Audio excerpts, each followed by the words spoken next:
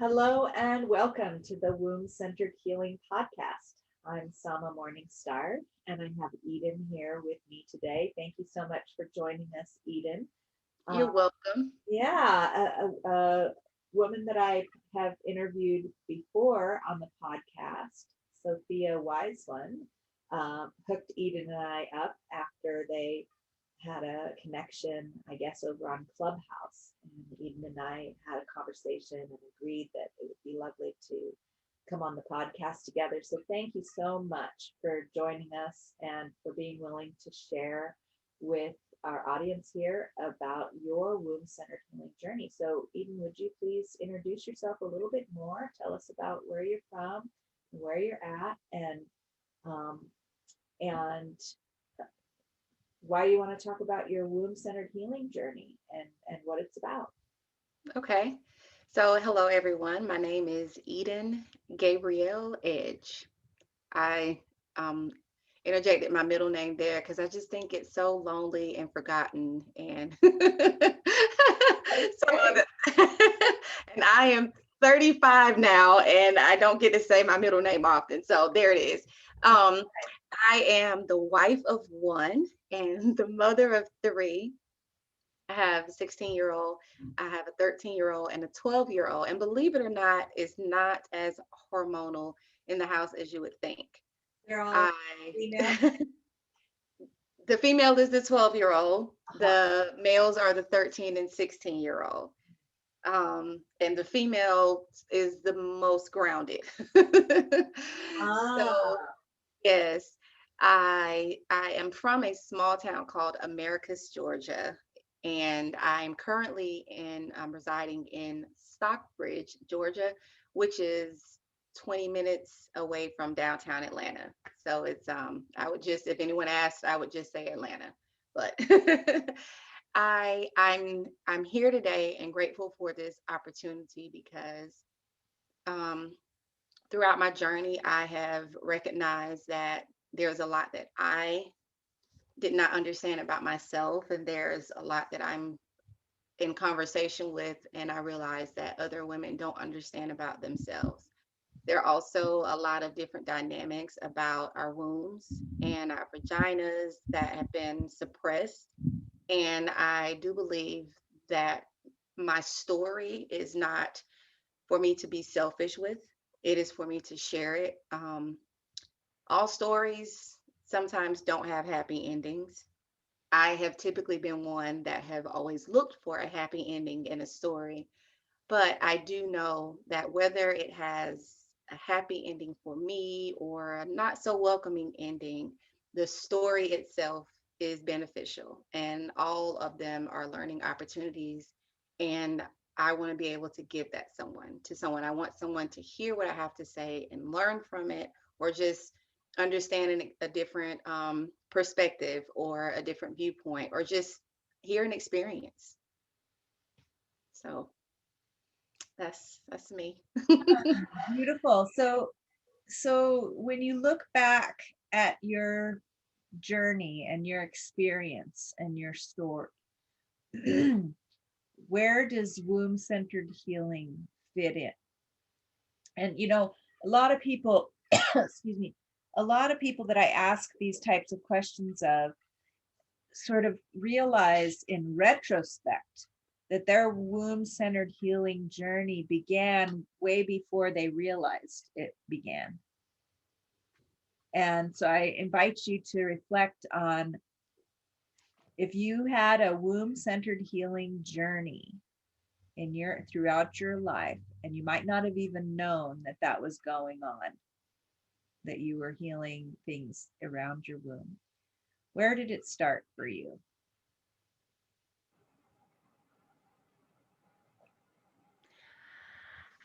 To be honest, I believe it started now. Mm. Um, and I say that because up until up until when I lost my first had my first miscarriage, or it was ectopic pregnancy, there was things about my womb that I didn't know. I knew it carried a baby. That was it. And that I hardly knew. But it wasn't until I lost the baby that I started trying to figure out why. And the why led me down. That's when the journey began to find, I guess, that center. Now, at this point in my life, I'm um, that particular miscarriage happening, and then I experienced another one um, in 2020, led me to create something, I guess, to give resources as to, okay, these are things that you should use for your body instead of these. That thing allowed me to come into connection with other women who were like minded and started sharing their stories. And then all these different aha moments came. Um, Funny thing, I had an aha moment last week. I was listening to your podcast with Isabella or Isabel, and she's Hispanic culture, and she was talking about the you were talking about the rite of passage, and she was saying how the I think it's pronounced King Sierra, and she was saying, that's how we come into a rite of passage. And then you said to her, well, there's nothing in that that talks about the the menstruation, the bleeding, anything about that process. And so even that was an aha moment for me, like, wow, so it's like I'm continuing, the journey is just blossoming, I guess. Well, so I'm curious though, because you kind of answered my question in two ways. You at Okay. first you said that your healing, the womb center healing journey is starting now, but then as you were talking about it, you talked about your first um, ectopic pregnancy. And am I correct to assume that that was before you had these three children that you described? It is not. Okay, so could you situate that for us? Like, were these all three children that you birthed from your womb? So the older two, I birthed from my womb. Okay, And to give a timeline, I birthed my first child in 2004. okay, My second was in 2007. My third child, I did not birth from my womb. But the third time that I was pregnant was in 2012, and that was the ectopic pregnancy. okay. Which I guess if we are going about it that way, that is when I became aware that something isn't right. It Hmm. was more so because I didn't understand and no one was able to tell me why I had two perfectly um, healthy pregnancies before and then a failed one. Hmm. And again, like I said, there was a doctor didn't give me any explanation. Hmm. And any doctor that spoke to me about it didn't talk about what happened, only the fact that they kind of made it seem like now we've removed the tube, so you're less likely to get pregnant. And they said it in a way that it was something beneficial, which raised a lot of concern for me because there was never any discussion on if I, in fact, wanted to bear more children, or how this happened. It was me doing the research on my own, and figuring out what could have caused it to happen, which was most likely birth control that I was using, as well as the sanitary products. Hmm. Well, there's something burning in me over here. We talked about burning questions before we began our recording, but this is a burning rage at doctors that would make an assumption like that, that it would be beneficial for you not to have less. Very hurtful. Very hurtful. Hmm. And I think it's pretty systemic, though, that that doctors, especially in relating to women of your complexion in this country, have the Hmm. attitude. So I'm imagining this might not be the first time that you'd been offended in that way by people in the medical profession. And I just want to take a moment to be with that, uh, and hold that, because it is painful, and bring care to that, and perhaps um, invite healing energies from whatever resources we have to that moment. Thank you. And yeah, that soothes my burning, and hopefully it soothes yours around that as well. It does. And I hope that that experience, have you been able to find um, uh, professional womb health professionals that do honor your reproductive sovereignty No. in the medical profession, or where else have you looked besides traditional? Um, in 2015, I started going to a chiropractor. Uh-huh. And I know if someone, for people that are listening, like, okay, why are we going to a chiropractor for your womb?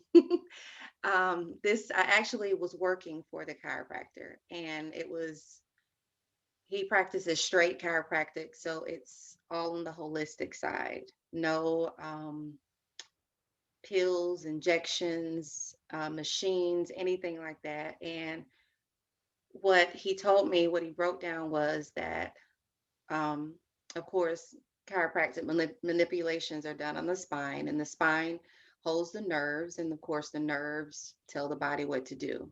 So the spine is like the control center that holds, these nerves. And so I made him aware of what I had experienced, and so he and I.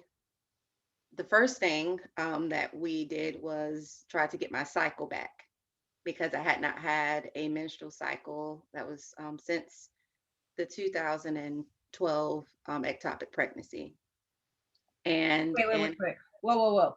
Hold on. You had not had a menstrual cycle since, and this was, when was this? So from 2012 until 2015, 15. for 3 Yes. years after that surgery, you had not had a menstrual, you had not bled.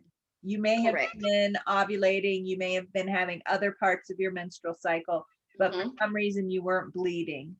Correct. And no doctors were able to tell you anything about that. I refrained from going to the doctors after After, I had my of surgery. course, after that experience with that doctor, why would you go back?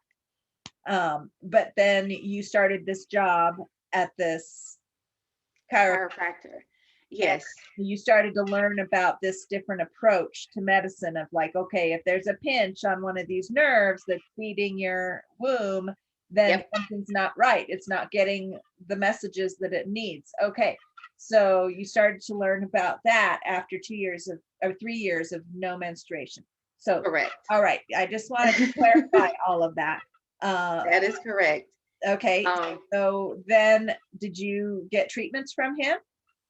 I got adjustments um, 4 times a week for, it was about 6 weeks. It had been 6 weeks that I had been receiving 4 adjustments a week. And at 6 weeks, I had my first menstrual cycle since 2012. Wow. And did you have any structural body pain to indicate that there was anything pinched? You didn't have any low back pain? Had you had low back pain at all during your menstruation before? She's shaking her head no for those who are listening on the I'm audio. sorry. Yeah, No. I realized they didn't hear that, but I saw you. Okay, so no, she hadn't had any structural body pain. But maybe when you did menstruate before, when you did bleed before, did you ever have any intense pain or symptoms that might have been associated with this? Or do you think that Go ahead and answer that I'm part. gonna say no, only because I do believe I'm pain tolerant on some aspects, but having a cycle had never been painful for me. I had classmates when I was in high school that literally could not come to school because of how their cramps were, or heavy bleeding. That was never the case with me. Like I could barely tell that my cycle was coming on. Like usually, this is as a teenager, usually you have those indicators. When I became an adult, I started feeling tenderness in my breast, but that was it. There was no back pain, no pain whatsoever. Even if I just just sat and just think back, there was nothing that said okay. And to be honest, I didn't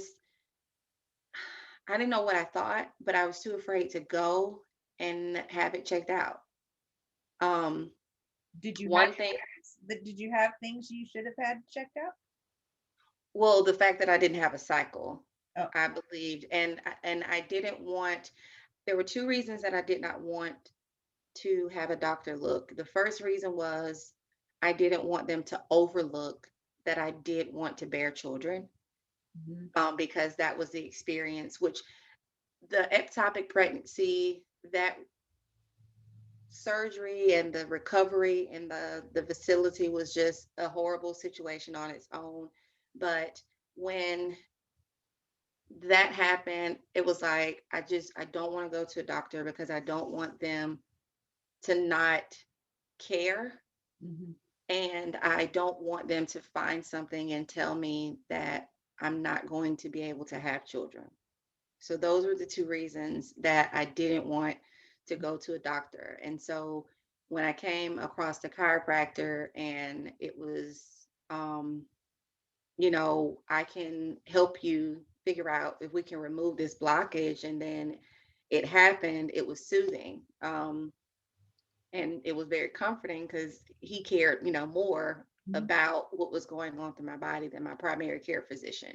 mhm. And so, yeah, So, and do you feel that he was supportive of you wanting to have more children? He was supportive of your reproductive sovereignty. yes, Oh, celebration. Thank you. I'm so yes. glad. Yes, Now, and not only him, in the office, when I worked there, it was him. His wife was the office manager. There was a front desk person, and there were two others. So I think there were like 6 or 7 employees in the facility. And on Mondays, when we had our Monday meetings, we always had to talk about. We were always encouraged to talk about a win for the week prior to, and it became a collective thing. So I was able to announce in the meeting, "Hey, I got my cycle," oh, and it was wow, that's yes. fantastic.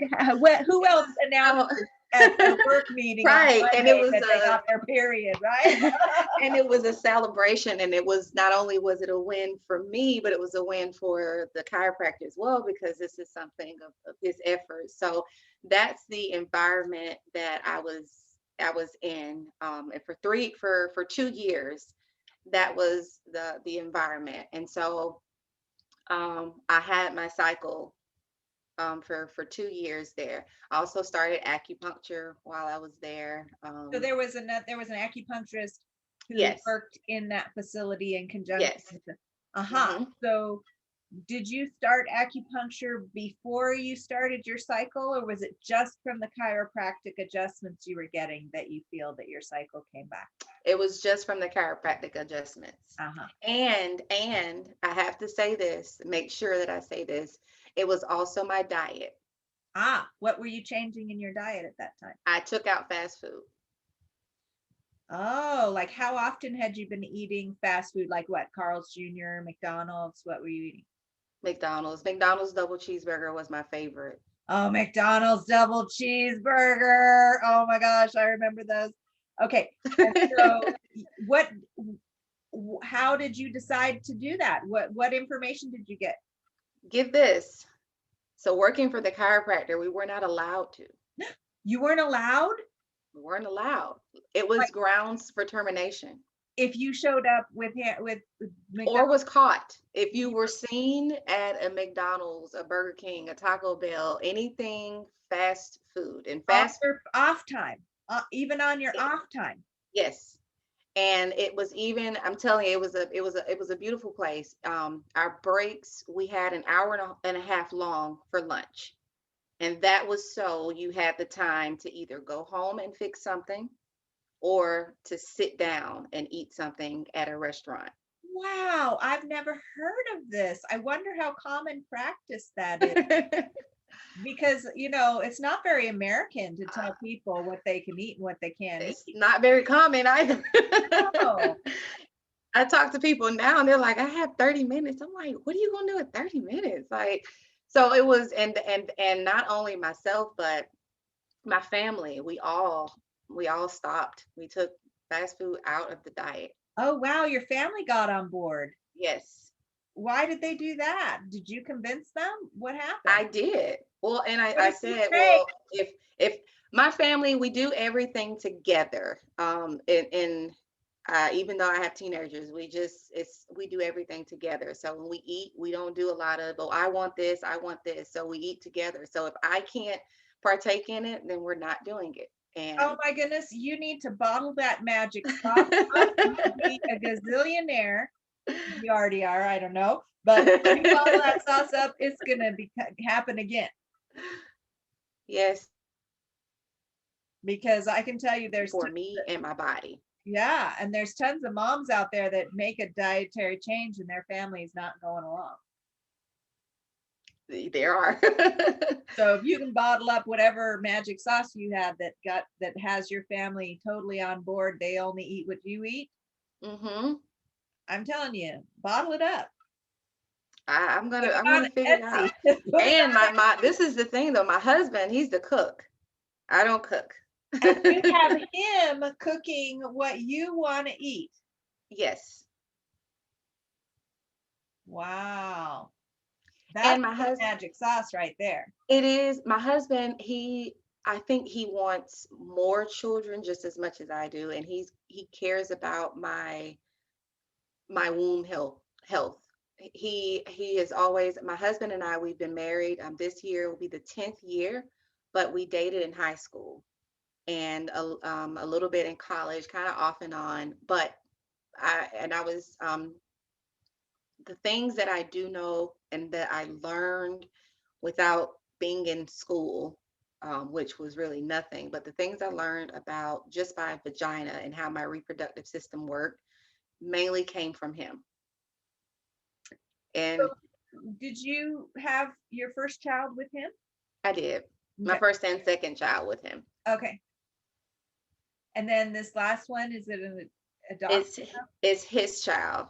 There was a moment when we were off and he started dating someone else and then they had a child. And then he decided, you know what? I know I'm with this person, but I want her back. So then we got back together and then got married. And you'd already had the first two children, Yes. had another child with another, and that child came along with your family. Yes, for the most part. Maybe they visit the mom sometimes. Well, she's with her mom primarily, but we see her every weekend and all holidays, so it's pretty much the same. Okay. Or whenever she chooses to, she's with us. So Okay, gotcha. Wow, fascinating. So, uh, I have there was a burning question back come there. on with it. Come on. So, I'm really curious about the um the starting point.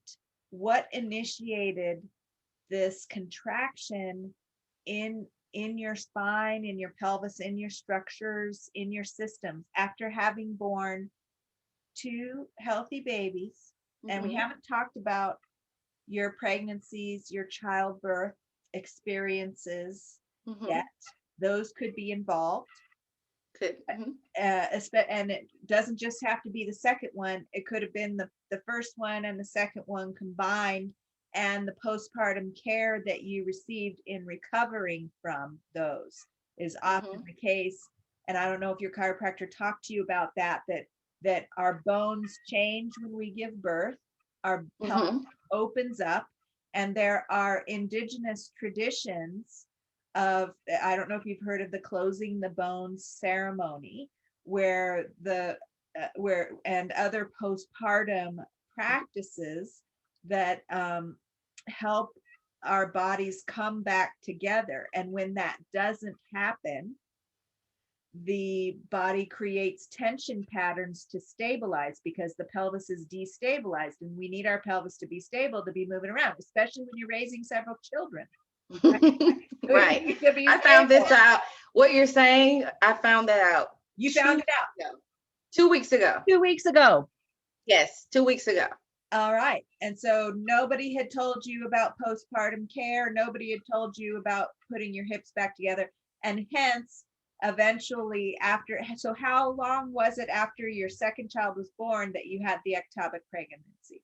It was 5 years. Okay. So you yes, it was 5 years. So okay. this is the there's a space, that 5-year space. And this is where I have started to. That was when your husband, now husband, then not husband yet, right? He wasn't your husband yet. Right. 5 years. That was when he also went off and was with another woman and left you as a single mom for a period of time during those 5 years after your second child was born. Isn't that right? From 2000. So it was about a year. It was about a year time frame that during that within those 5 years, there was a year. Right. Okay. And what else were you going to say about those 5 years? So that is when I described the time, and that's how I have started to describe it, as me suppressing my womb. I was on birth control.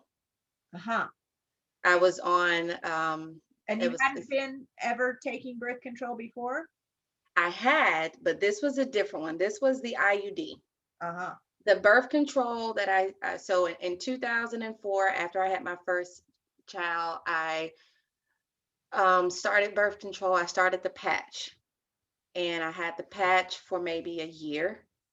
And then my doctor was telling me about the NuvaRing. And then I started that because I didn't have to stick anything on. I just had to insert it and leave it for, I don't know, a month or so, and then just, keep doing it. And so then I think I stopped with the NuvaRing, and because I didn't want to use anything. And then I got pregnant again with my second child. It was after my second child was born in 2007 that I was like, I don't want to have any more children right now. Of course, the doctors offered, when you have a baby, and I don't know why, I could come up with several reasons, but my first two experiences, the first thing they offer is like birth control. That's as far as me delivering a baby, any conversations that are had in that room, I remember that's the one question I remember being asked. It was, what type of birth control? Not even, do you want it? It was kind of like, what type, insinuating that you're going to get it. And I was 20 in college. My mom was helping me take care of my first child. So it wasn't ideal to just go around having children. And instead of me saying, hey, let me be abstinent, I was like, well, I still want to have sex, but I don't want to have babies. So let's do this. And they offered me the IUD. And then they sold it by telling me that I could keep it in for 5 years and not get pregnant. So I'm like, oh, I'm good for 5 years.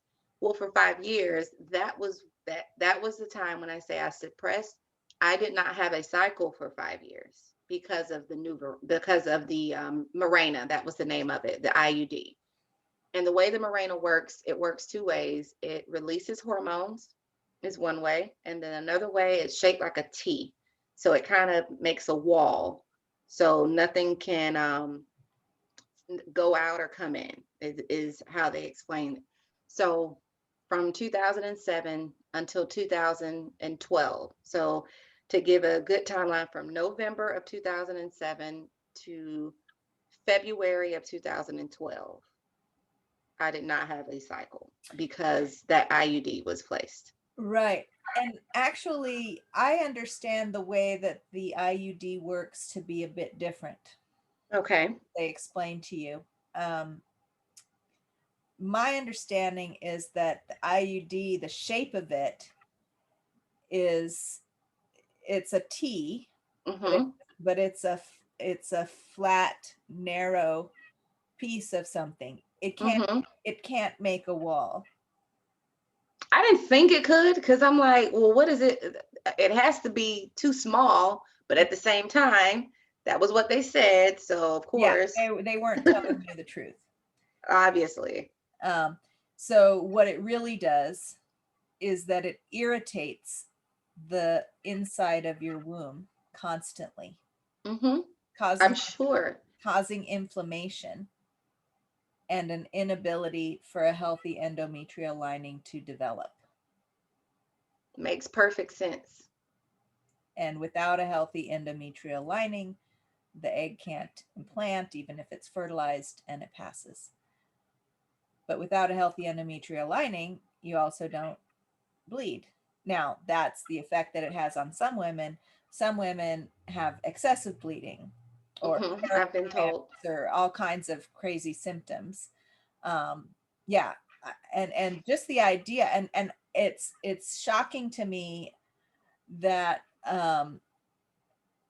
they would give you that explanation. I mean, I'm not sure it should be shocking because I am fully aware of how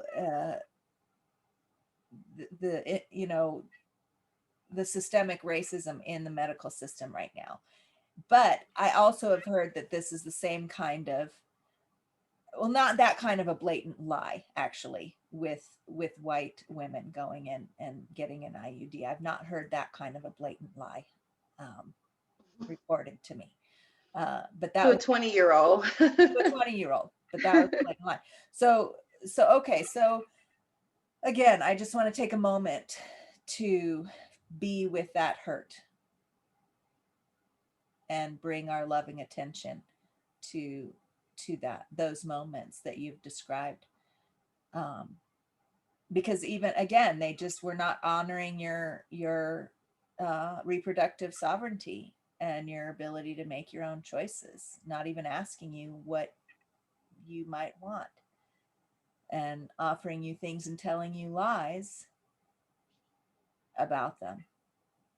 And it's really heartbreaking, and I just want to hold that with you for a moment here, and I invite listeners to do the same.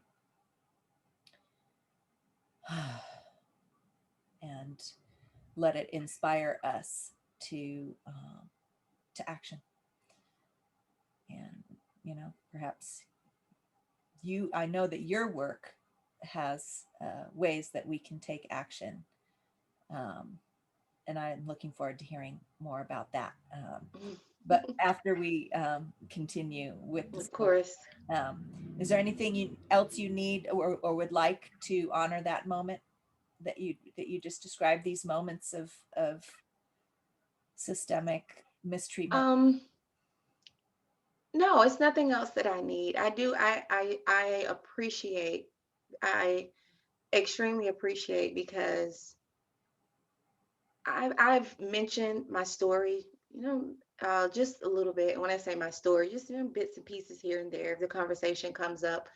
But people typically, don't know what to say because maybe they haven't experienced it, um, or they just, don't know what to say. So I appreciate that even in that moment when I shared it, there was a, a moment of relief that someone hears what I'm saying and understands and is just aware, um, because that it was horrific. It was so many questions, so many unanswered questions, so many empty spaces, so many holes that I had to kind of figure out on my own when I shouldn't have had to. And Because blatant it was, lies. Blatant lies. yes. And it was, I felt like later on, my, what I believed it to be was that I was kind of like a guinea pig too. Because when I started the Morena, it was in 2007, and I think it had just, that particular brand of IUD was new. Mm.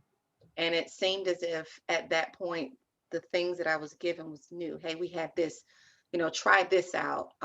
There wasn't any, there wasn't many tests done. Mhm. Um, Looking back in Well, retrospect. that's the historical origins of eh, Western, modern gynecology, Hmm. experimenting on Black women. Yep. And it's still going on today. I'm saying this for listeners. You know this, I know this. I'm saying this for listeners who this might be new to. I say it often. This isn't the first time I've said this, but we're saying it again. And here we are hearing in your story that it's still going on today. Um, so the one thing that I did research after the that topic, it did not make sense. And when I say, so we talked about not talking about we hadn't talked about my pregnancies. When I talk about my pregnancies, my first pregnancy it could have been horrible, just to give, and the reason I say it could have been, so I was 18. I was in my freshman year of college. At the time, my background is I grew up Baptist in church. That was my religion. And with that religion, the belief is you're not supposed to have sex until you're married. I did my best and I did not have sex until I got to college.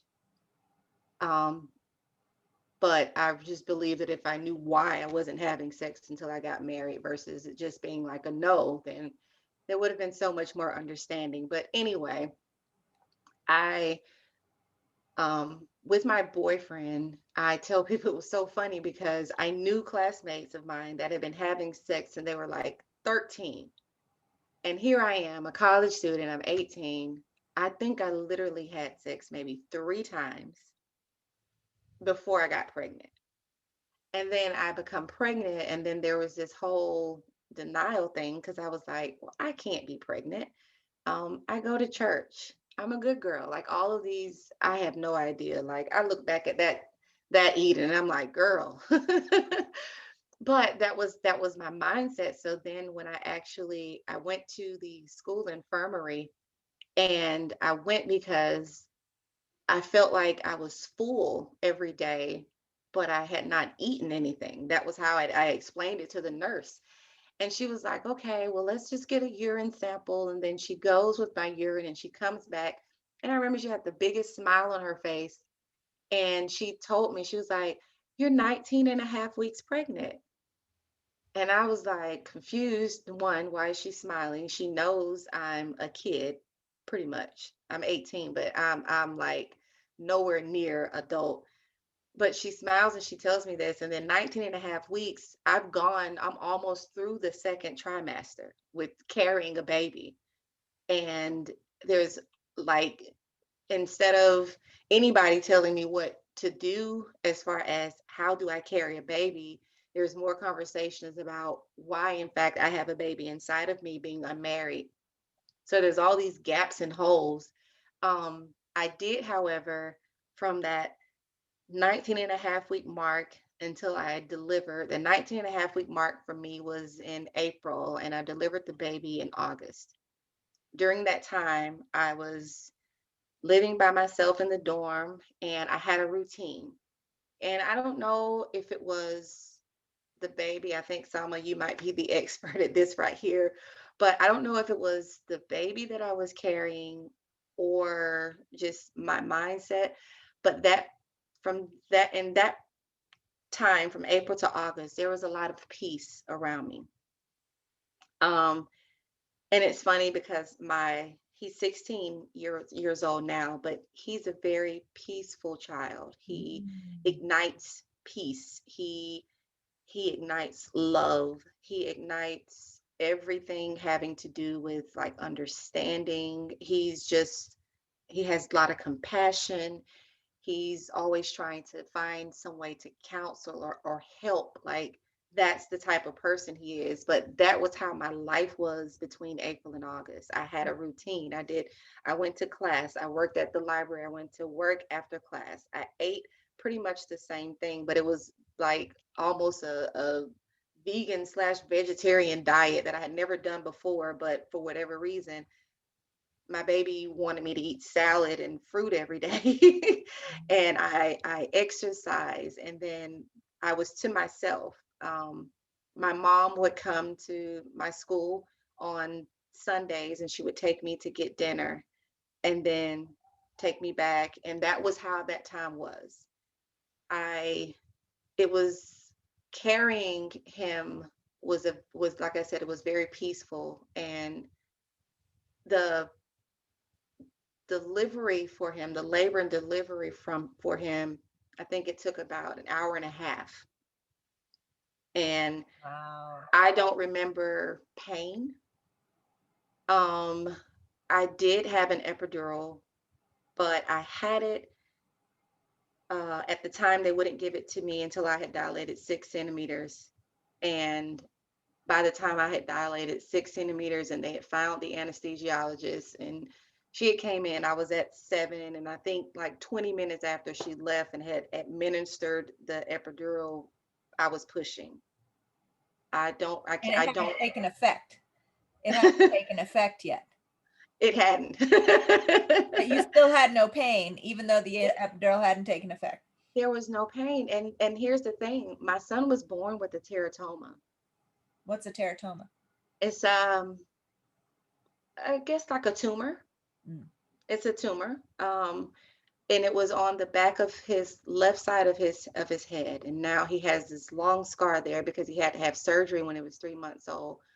um, but he was born and I carried him with that. It was also,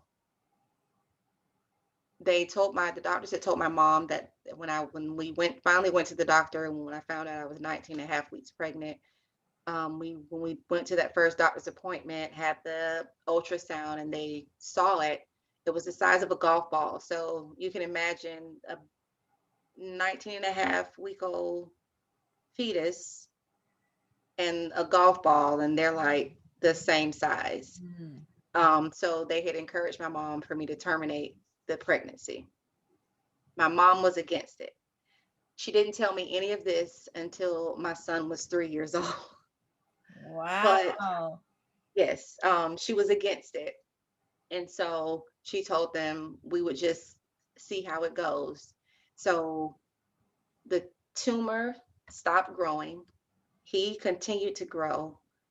Um, and when they thought that when I delivered him, that he would have to go into emergency surgery, but he didn't. He was able to be delivered, and then 3 months after, he had to get it removed. It was benign, and it had teeth and hair in it.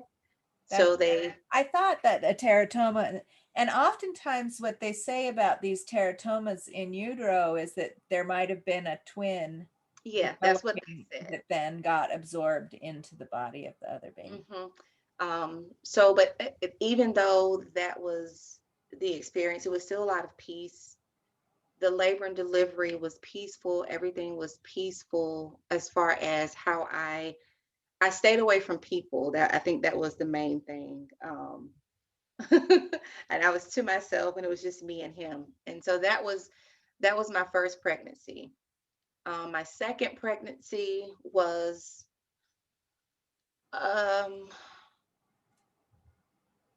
it was a little bit different.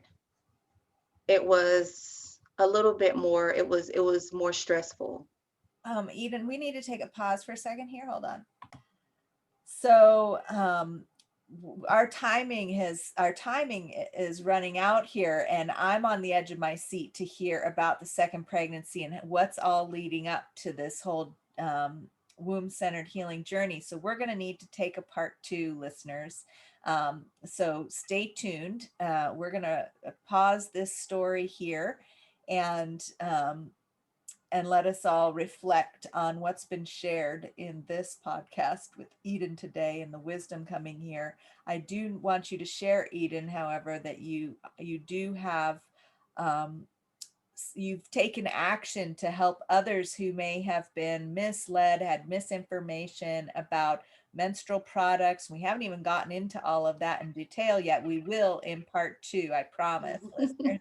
But the things that you have discovered about menstrual products and birth control, and you've developed products, educational and practical products to bring to your community to help other people in your community, other women in your community, not have to go through some of these struggles that you've been through around your reproductive sovereignty and health.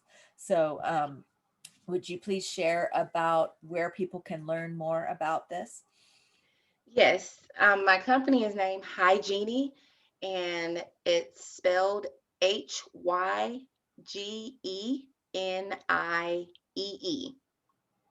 Hygiene. And you can follow us on Instagram.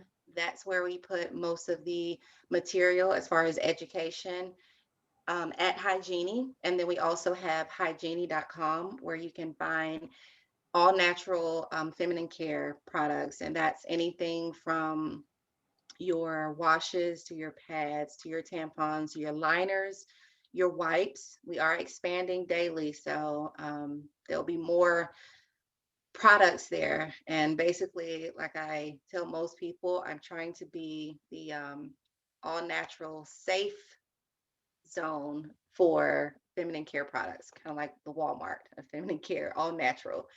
So that's where you can locate me. And then we also have a blog that's on hygiene.com that talks about different things such as the conversations like what we're having here. Beautiful. All right. So stay tuned, listeners, for part two, because I'm sure that there's more fascinating and moving stories that you have to tell to motivate us all to support your project and help more women have accurate information and safe, healthy ways of caring for our reproductive health. So thank you so much for joining us. And listeners know that you can learn more about what's going on at the Womb Centered Healing Temple at wombcenteredhealing.com. Thanks so much. That's all for now. Until next time.